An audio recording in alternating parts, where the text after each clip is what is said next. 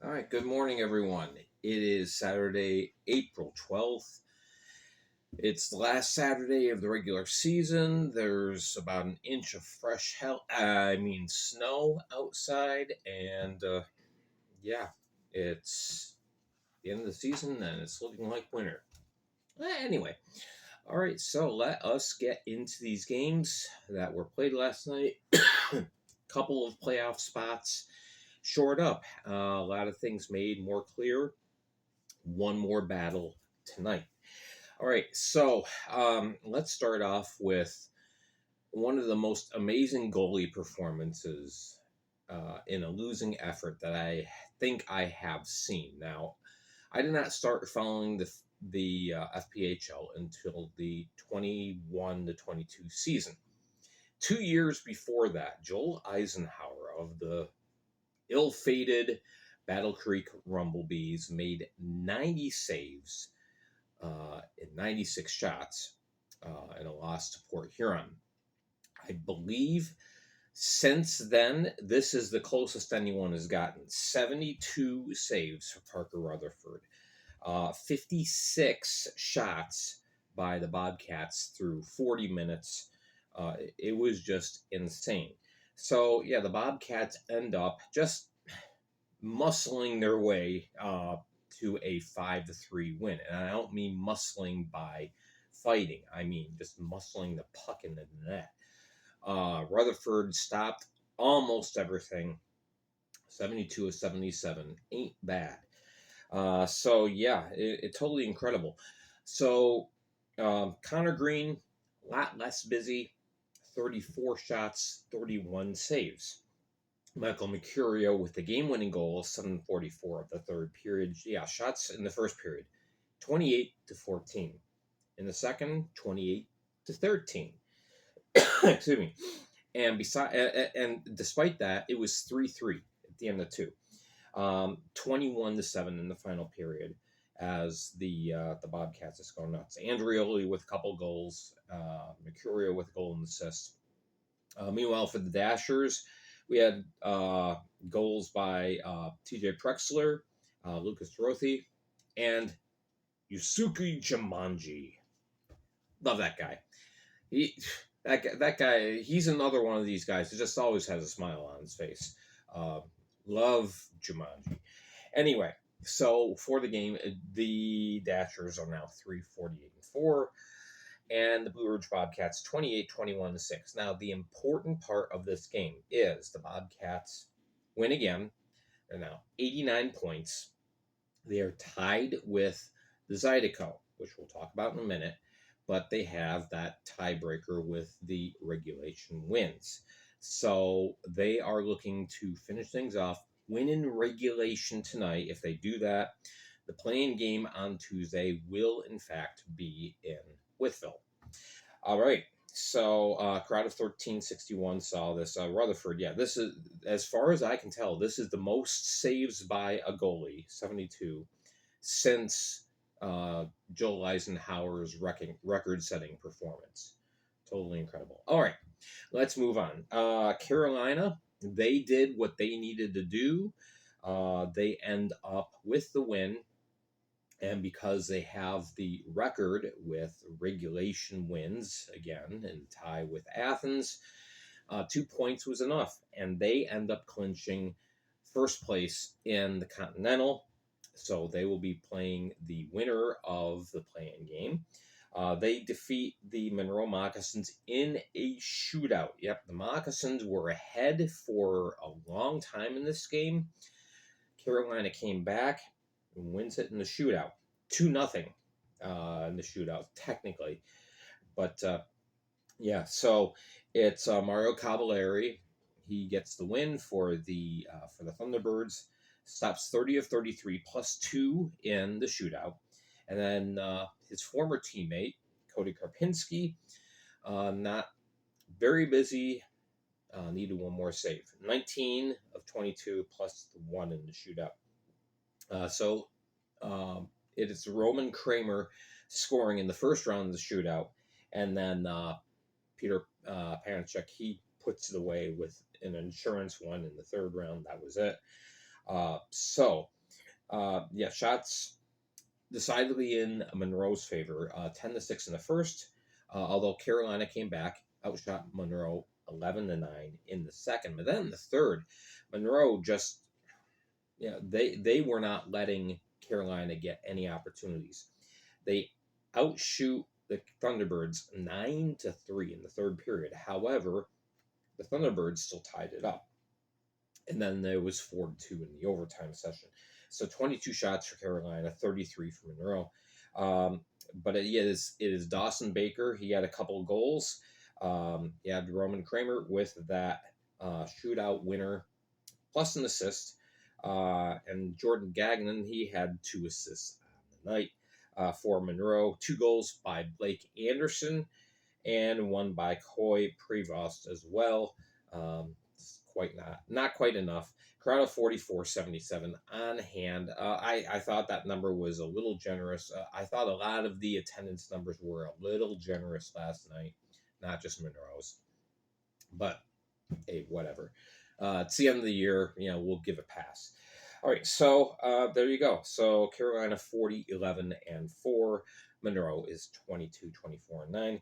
And then the final game that I did not watch, except for I watched a few minutes at the end.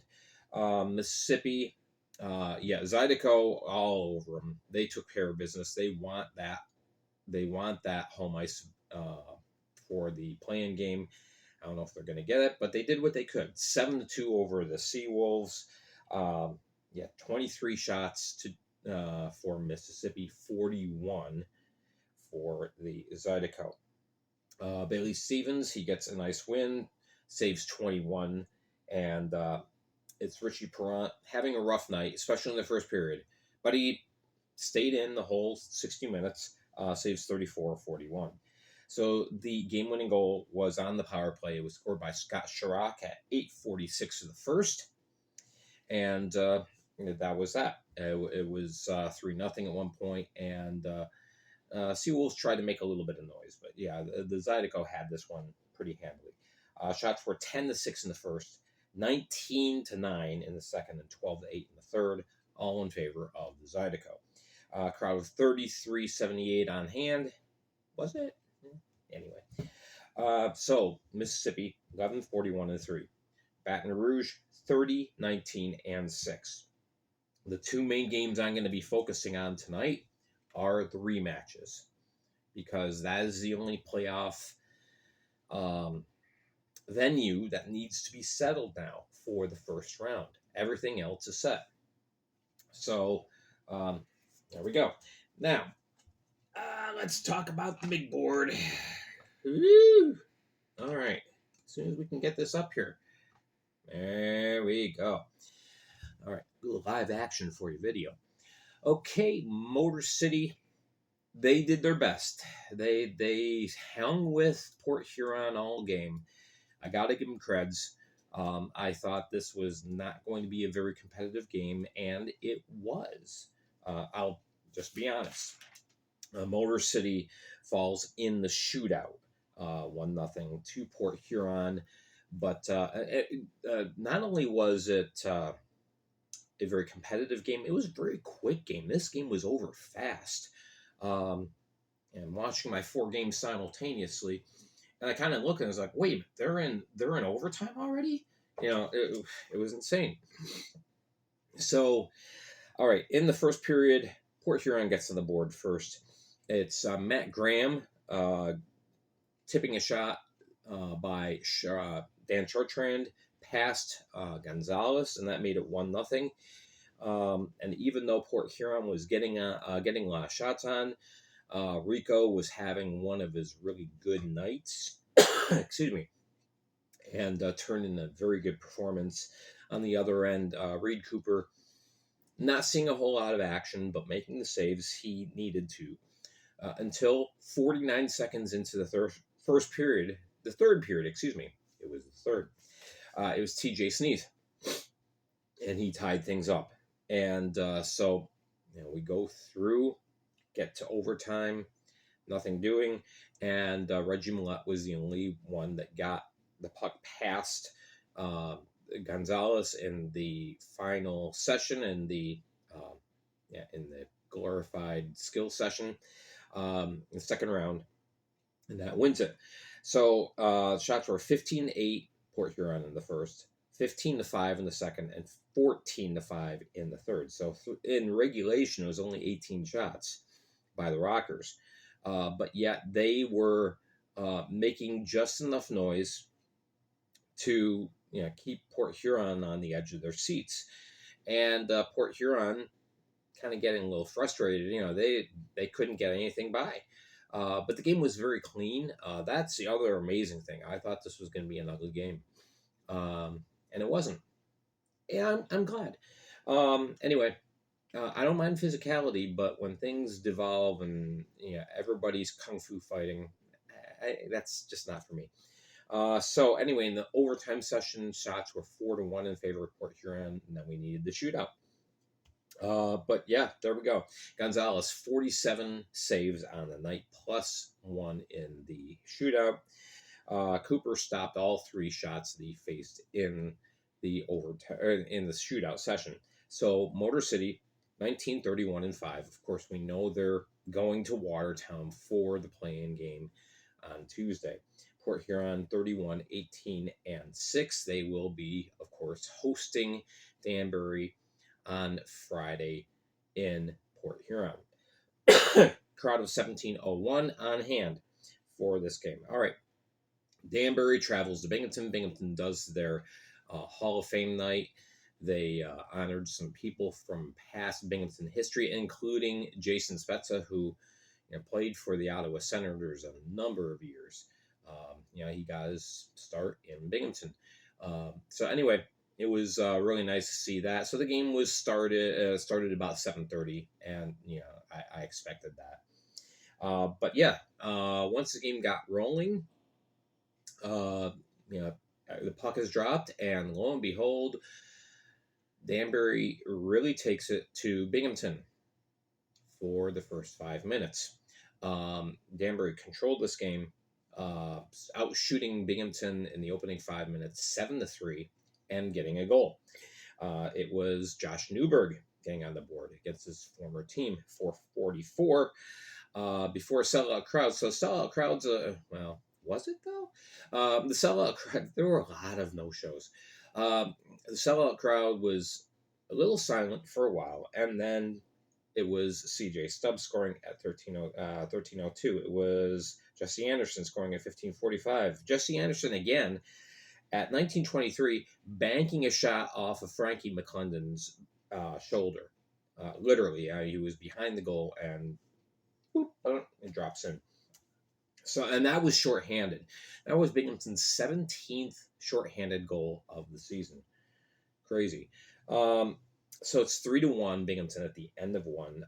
Frankie McClendon is not relaxed, and it was Connor McAnanima at the other end. He was doing all right. Second period, it is Chase Harwell getting Danbury back in this on the power play. Kind of a silly penalty by Binghamton, really. Harwell, he's all good to go. He scores in the power play. Harwell has been a special teams magician this year.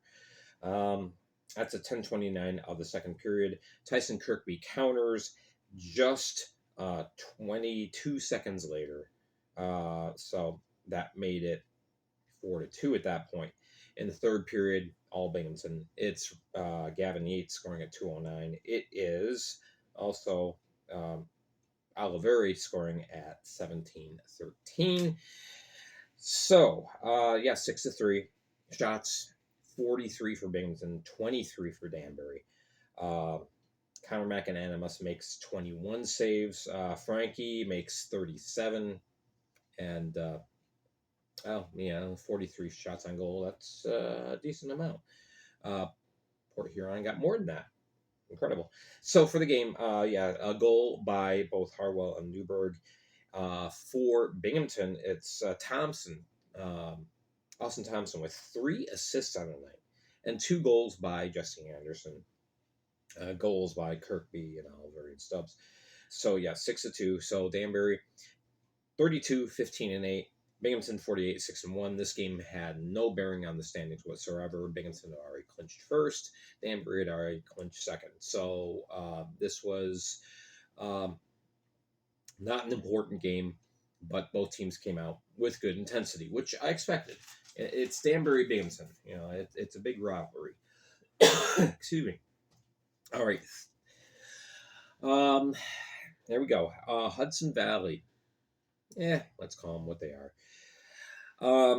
They go up to Watertown, and lo and behold, it is the Venom going out to an early 2-0 lead.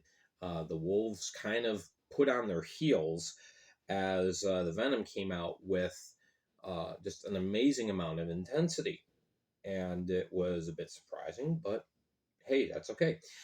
Stavros Soilis puts the puck past Elwa Bouchard and makes it 1-0 at 7:04. And then just 2 minutes later, it's Caleb Kinski. He scores. And that makes it 2-0. The biggest crowd of the year on hand for Watertown game this year, 1147. And that number I would say was pretty accurate.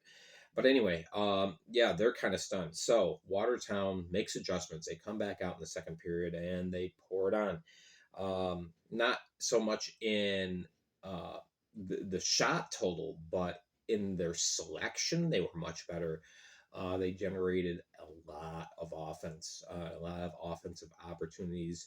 They dominated puck possession. And we had Trevor Lord scoring 40 seconds in. Then it was Newman scoring at 6:59. Stephen Klink makes it 3-2 at the 17:10 mark. So the Wolves go in the locker room feeling pretty good about themselves. They're up 3-2. But wait, Mark Pozar has something to say. 4:57, he ties it up for the Venom. 3-3. And then it was Rahul Sharma and Elwa Bouchard show from there on out. Good opportunities by both teams, and both goaltenders stood tall, making some incredible saves in the third, taking this to overtime. Nothing doing in the overtime. Not a whole lot of opportunities. Shots in the overtime session were 2-1 in favor of Venom. So we go to the skills competition. Now you're looking at, on paper, you're looking at the Wolves, and then you're looking at the Venom, and you're thinking, oh boy, Venom are in trouble. Nope.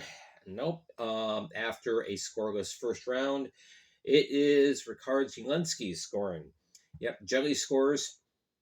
What will be the game-winning goal? Nothing doing in the second round for Watertown. Connor Craig, insurance goal, and there we go. It's a 4-3 overtime winner by the Venom in Watertown. And crazy. Now Watertown already had fourth place. Yeah, that's where they're ending up. Despite some people thinking otherwise, that they had a shot at moving, they didn't. But anyway, the Venom are now 14, 35, and 3. And the Watertown Wolves 28, 22, and 4.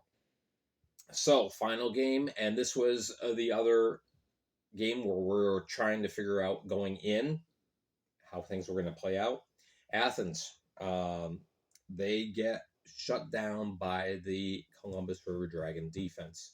At times this year, the Dragon defense has been the best in the league at times.